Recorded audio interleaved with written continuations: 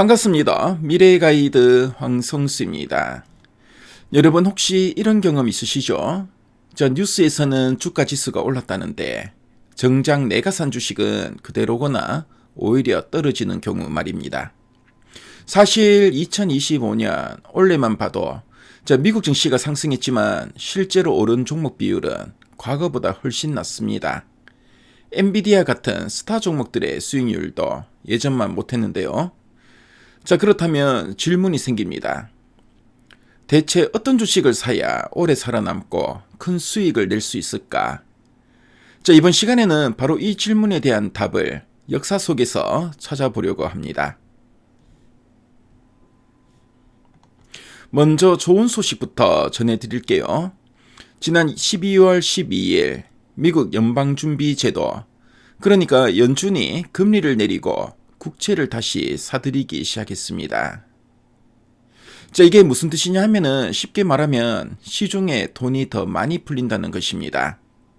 과거 데이터를 보면 이렇게 연준이 금리를 내리고 국채를 살 때 S&P 500 지수는 월 평균 1.4%, 우리나라 코스피는 1.1%씩 올랐습니다. 마치 마른 땅에 단비가 내리듯 주식시장에 좋은 환경이 조성되는 것인데요. 하지만 여기서 중요한 건 모든 주식이 똑같이 오르는 건 아니라는 점입니다.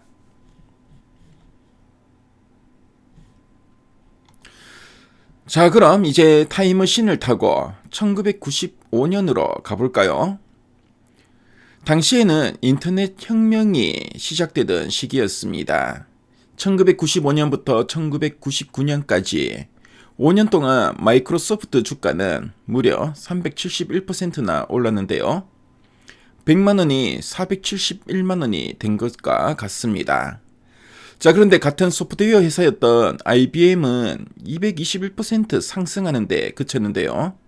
물론 2배 넘게 올랐으니까 나쁘진 않았지만 마이크로소프트와는 확연한 차이가 있었습니다. 왜 이런 차이가 생겼을까요? 비밀은 바로 영업이익률에 있었습니다. 마이크로소프트는 1995년 35%였던 영업이익률이 1999년에는 무려 50%까지 올랐는데요. 쉽게 말해서 100원 벌 때 50원이 순수익이었다는 겁니다. 반면 IBM은 10%에 머물렀습니다.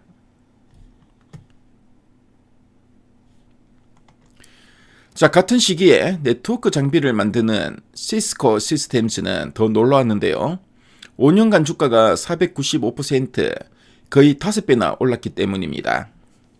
같은 하드웨어 업종의 HP는 188% 상승했는데 왜 시스코는 3배 가까이 더 올랐을까요? 답은 매출 증가율입니다. 시스코는 5년 평균 매출이 57%씩 늘었는데요. 원래 100억을 벌면 내년에는 157억 원을 버는 속도였습니다. 반면에 HP는 11%에 불과했습니다. 특히 재밌는 건 1999년 반도체 업종을 봐도 알 수 있는데요. 매출이 마이너스에서 플러스로 돌아선 회사들, 그러니까 적자에서 흑자로 전환된 회사들의 주가가 폭등했습니다. 그럼 기술주가 아니면 기회가 없나요? 아닙니다. 1990년대 중후반, 그냥 일반 마트였던 월마트가 5년간 257%나 올랐습니다. 비결은 뭐였을까요? 월마트는 IT 재고관리 시스템을 도입했는데요. 어떤 제품이 언제, 어디서, 얼마나 팔리는지 실시간으로 파악했습니다. 그 결과 1997년부터 재고는 줄이면서 매출은 늘리는 마법 같은 일이 일어났는데요. 더 놀라운 건 현금 흐름입니다. 1997년부터 1999년까지 월마트가 투자에 쓴 돈보다 영업으로 벌어들인 현금이 2배 이상 많았습니다. 이게 무슨 의미냐면 새로운 걸 만들기 위해 빚을 내거나 투자를 많이 할 필요 없이 현재 사업만으로도 돈이 철철 넘쳐 흘렀다는 것입니다.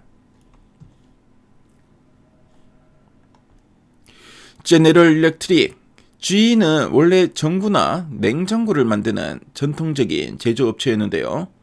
그런데 1990년대 중후반 이 사의 주가가 218%나 올랐습니다. 비결은 G캐피탈이라는 금융 부분이었는데요. 1993년에 전체 매출의 31%였던 금융 부분이 2000년엔 44%까지 커졌습니다. 여기서 핵심은 금융사업의 이익률이 제조업보다 훨씬 높았다는 건데요. 같은 매출을 올려도 순이익은 더 많이 남았던 것입니다. 실제로 GE의 순이익 증가율은 평균 17%로 매출 증가율 13%보다 높았습니다. 자, 그러자 시장이 어떻게 반응했을까요? GE의 주가 가치를 2배 이상 높게 평가하기 시작했는데요. 1995년 PER 10배에서 1999년 25배로 뛰었습니다. 자, 그럼 우리나라는 어땠을까요? 2003년부터 2007년까지 코스피가 5년 연속 상승할 때 당시 NHN이었던 네이버의 주가는 579%나 급등했습니다. 놀라운 건 네이버가 앞서 말한 성공 조건을 모두 갖추고 있었다는 점인데요. 첫째는 영업이익률이 평균 38%로 코스피 평균 8%의 5배 수준이었습니다. 둘째로 매출 증가율도 평균 68%로 코스피 평균 7.5%의 9배였습니다. 세 번째로 투자금 대비 영업 현금 흐름 비율이 6배로 코스피 평균 1배보다 압도적이었습니다.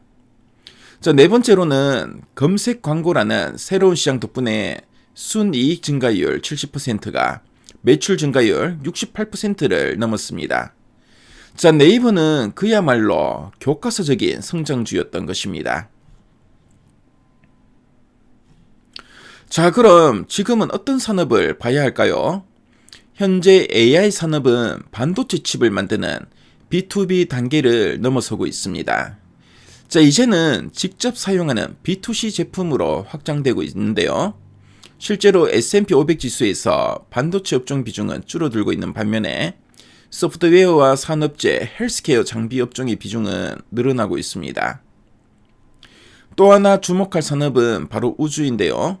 일론 머스크의 스페이스X가 상장을 준비 중인데 IPO 금액이 300억 달러로 추정되는데 이건 역대 최대 규모입니다. 앞으로 로켓, 인공위성, 우주관광 같은 우주 관련 산업도 빠르게 성장할 것으로 보여집니다. 자, 그래서 구체적으로 어떤 기업을 봐야 할까요? 소프트웨어 분야에서는 마이크로소프트, 서비스나우, 오토데스크 같은 기업들이 있고요. 마이크로소프트는 영업이익률이 45%에서 46%로 상승할 전망이고요. 순이익 증가율이 19%로 매출 증가율 17%를 넘어설 것으로 예상됩니다. 헬스케어 장비에서는 일라이릴리, 인투이티브, 서지컬이 주목받고 있는데요. 일라이릴리는 영업이익률이 42%에서 46%로 뛸 전망이고요. 순이익이 36% 성장할 것으로 예상됩니다. 산업재 분야에서는 GE와 GE보노바, 제너럴 다이내믹스 같은 기업들이 있는데요. GE보노바는 영업이익률이 5%에서 10%로 2배 상승하고 순이익은 무려 77% 증가할 전망입니다. 자, 이들의 공통점은 앞서 말한 4가지 조건을 충족한다는 것입니다. 자, 그럼 우리나라 증시도 볼까요? 반도체 분야는 여전히 강력합니다. 삼성전자는 영업이익률이 12%에서 21%로 급등하고 순이익은 88% 폭증할 전망입니다. 자, 그리고 SK하이닉스는 영업이익률이 무려 55%에 달하고요. 순이익도 57% 늘어날 것으로 예상됩니다. 바이오, 헬스케어도 유망한데요.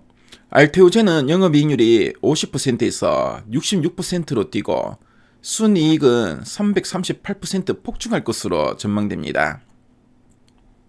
삼성바이오로직스는 안정적으로 46%의 영업이익률을 유지하면서 매출액 대비 잉여현금 비율이 24%나 됩니다.